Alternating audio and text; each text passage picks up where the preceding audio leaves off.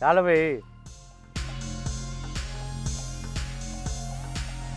ਸ਼ਹਿਰ 'ਚ ਮਜ਼ਾ ਆਉਂਦਾ ਕਿ ਇੱਥੇ? ਸ਼ਹਿਰ ਜੀ ਭਾਵੇਂ ਰੋਜ਼ ਹੀ ਜਾਈਏ ਪਰ ਜਿਹੜਾ ਆਪਦੇ ਟਿਕਾਣੇ ਤੇ ਸੁੱਖ ਕਿਤੇ ਵੀ ਨਹੀਂ। ਮੈਂ ਹਲ ਵੀ ਚਲਾਣਾ ਇਹਨਾਂ ਜਾਨਵਰਾਂ ਨਾਲ, ਹਲ ਵੀ ਚਲਾ ਕੇ ਜ਼ਮੀਨ ਬੁਣਾ ਆ ਔਰ ਅੱਲਾਹ ਤਾਲਾ ਮਿਹਰਬਾਨੀ ਕਰਦਾ, ਰੱਬ ਰੋਜ਼ੀ ਦੇ ਰਿਹਾ ਬੱਚਿਆਂ ਦੀ। ਇਹ ਤਾਂ ਵੈਸੇ ਪਿੰਡਾਂ ਵਿੱਚ ਵੀ ਖਤਮ ਹੋ ਗਿਆ, ਲੋਕ ਅੱਗੇ ਜਦੀਦ ਦੌਰ 'ਚ ਚਲੇ ਗਏ ਨੇ, ਬਿਜਲੀ ਵਾਲੀ ਲਵਾ ਲਈ, ਟਰੈਕਟਰ ਰੱਖ ਲੈਣੇ। ਤੁਸੀਂ ਉਸ ਪਾਸੇ ਕਿਉਂ ਨਹੀਂ ਗਏ? ਬੇਟਾ ਜੀ ਜਦੋਂ ਆਪਣੀ ਜ਼ਿੰਦਗੀ ਮੁਹੱਬਤ ਦੀ ਬਸਰ ਕਰਨੀ ਹੈ ਤੇ ਬਿਜਲੀ ਦਾ ਬਿੱਲ ਵੱਖਰਾ ਦਿਓ, ਗੈਸਾਂ ਦੇ ਵੱਖਰੇ ਦਿਓ, ਇਹ ਜਾਨਵਰ ਕਰਮ ਵਾਲਿਆਂ ਨੂੰ ਚਾਰਾ ਪਾਈਦਾ, ਖੁਰਾਕ ਦੇਈਦੀ, ਇਹ ਸਾਡਾ ਵਕਤ ਗੁਜ਼ਾਰੀ ਜਾਂਦੇ ਨੇ। ਇੰਜਨ ਲੈ ਕੇ ਆਓ, ਉਹਦੇ ਪੈਟਰੋਲ ਪਾਓ, ਕੀ ਵੈਲ ਨਿਤ ਰੋਜ਼ ਹੁੰਦਾ ਹੈ। ਤੇ ਦੇਸੀ ਘਿਓ ਵੀ ਬਣਾਉਂਦੇ ਹੋ ਕਿ ਦੁੱਧ ਪੀਂਦੇ ਹੋ? ਕੀ ਦੇਸੀ ਘਿਓ ਜੀ ਲੱਸੀ ਬਣਾਉਂਦੇ ਆ। ਅੱਛਾ, हाँ जी रोजाना।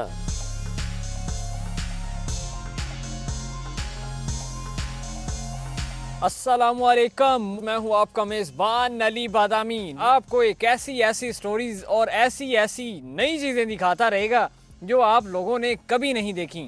आज हम आपको एक ऐसे गांव में लाए हैं और ऐसे गांव के अंदर एक ऐसा कई 100 साल पुराना घर जहां पर आज भी पुराना कल्चर, पुराना देसी कल्चर और जितनी भी पुरानी चीज़ें हैं वो इस्तेमाल की जाती हैं और लोग आज भी बगैर बिजली, बगैर गैस के अपनी ज़िंदगी किस तरह गुजार रहे हैं। वो गोल्ड लीफ या इस तरह की सिगरेट पीकर नहीं गुजारते, बल्कि ये देसी हुक्का, देसी लस्सी, घी और मक्खन वाली चीज़ें इस्तेमाल करते हैं।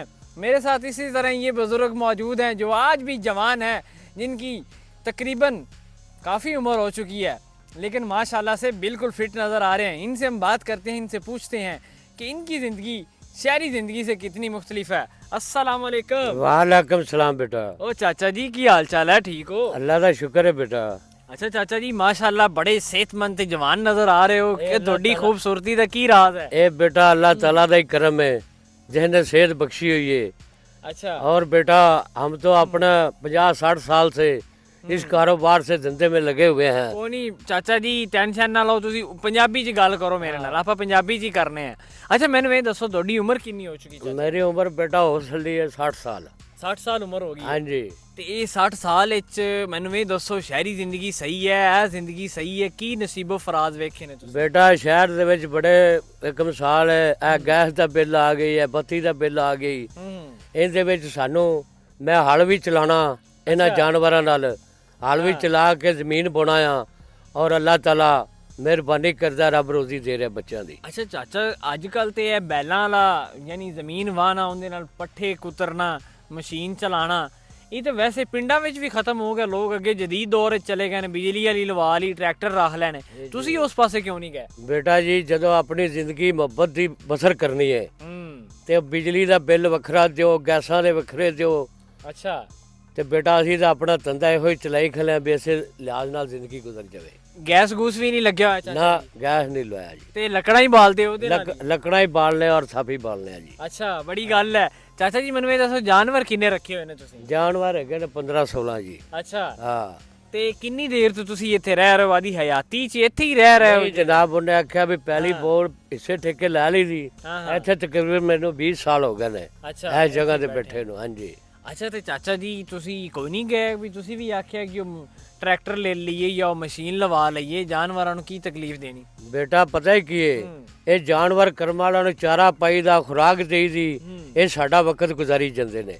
ਸਾਨੂੰ ਕਿਹੜੀ ਲੋੜ ਹੈ ਪੁੱਠੇ ਪੰਗਿਆਂ ਨੂੰ ਪੈਣ ਦੀ। ਅੱਛਾ। ਇਹ ਇੰਜਨ ਲੈ ਕੇ ਆਓ, ਉਹਦੇ ਪੈਟਰੋਲ ਪਾਓ, ਕੀ ਵੈਲ ਨਿਤ ਰੋਜ਼ ਹੁੰਦਾ ਹੈ। ਬਿਲਕੁਲ। ਛੋਟੇ ਬੱਚੇ ਨੇ ਆਪਦਾ ਚਾਹਤ ਨਾਲ ਕੁਤਰ ਲੈਂਦੇ ਨੇ।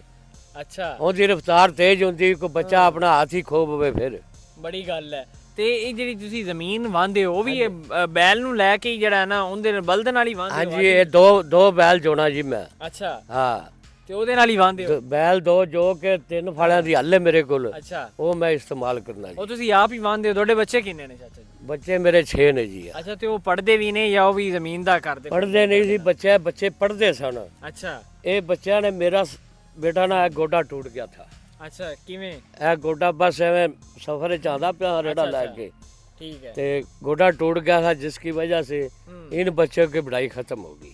ਅੱਛਾ ਉਹ ਨਾਲ ਹੀ ਤੁਹਾਡੇ ਕੰਮ ਕਰਾਉਂਦੇ? ਹਾਂਜੀ ਮੇਰੇ ਬੱਚੇ ਨਾਲ ਹੀ ਆ, ਬੱਚਾ ਪੜ੍ਹਦਾ ਸਕੂਲ। ਅੱਛਾ ਅੱਛਾ ਹਾਂਜੀ ਅੱਛਾ। ਤੇ ਮੱਝਾਂ ਤੁਸੀਂ ਕਿੰਨੀਆਂ ਰੱਖੀਆਂ ਹੋਈਆਂ ਨੇ, ਦੁੱਧ ਕਿੰਨੀਆਂ ਦਿੰਦੀਆਂ ਨੇ? ਮੱਝਾਂ 3 ਦੇ ਰਹੀਆਂ ਨੇ ਜੀ ਦੁੱਧ। ਅੱਛਾ ਕਿੰਨਾ ਕਿੰਨਾ ਦੁੱਧ, ਸਵੇਰੇ ਕਿੰਨਾ ਤੇ ਸ਼ਾਮ ਨੂੰ ਕਿੰਨਾ ਦਿੰਦੀਆਂ? ਉਧਰ ਉਹਨੇ ਆਖਿਆ ਵੀ 4-4 ਕਿਲੋ ਦੇ ਰਹੀਆਂ ਨੇ। ਹਾਂ ਉਹ ਅੱਲਾ ਕੀਤਾ ਸਵੇਰ ਦੁੱਧ ਹੀ ਨੂੰ ਦੇ ਦੇਗਾ, ਸ਼ਾਮ ਨੂੰ ਆਦੇ ਬੱਚਿਆਂ ਦਾ ਵਕਤ ਸਰ ਜਾਂਦਾ ਹੈ। ਅੱਛਾ ਤੇ ਦੇਸੀ ਘਿਓ ਵੀ ਬਣਾਉਂਦੇ ਹੋ ਕਿ ਦੁੱਧ ਪੀਂਦੇ ਹੋ, ਕੀ ਦੇਸੀ ਘਿਓ ਜੀ ਲੱਸੀ ਬਣਾਉਂਦੇ ਆ। ਅੱਛਾ ਰੋਜ਼ ਹੀ? ਹਾਂਜੀ ਰੋਜ਼ਾਨਾ।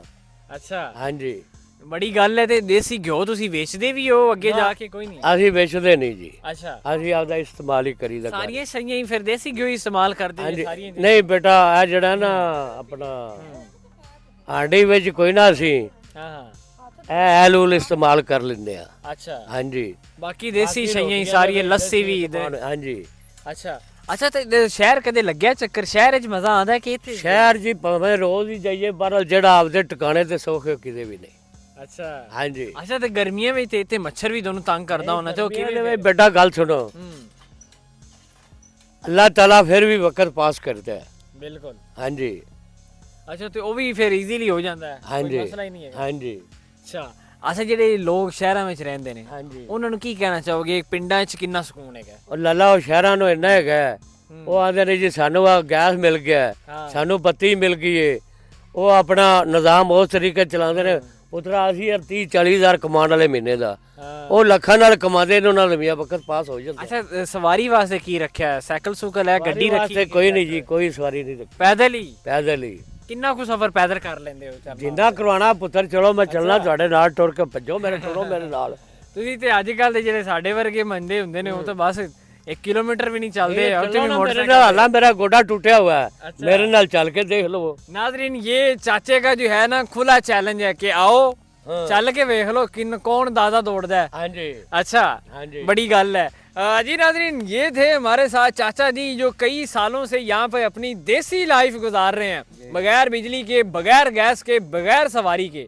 असल जिंदगी तो ये लोग गुजार रहे हैं। हम आपके लिए ऐसी चीजें लाते रहेंगे। मुझे इजाजत दीजिएगा। अल्लाह निगहबान।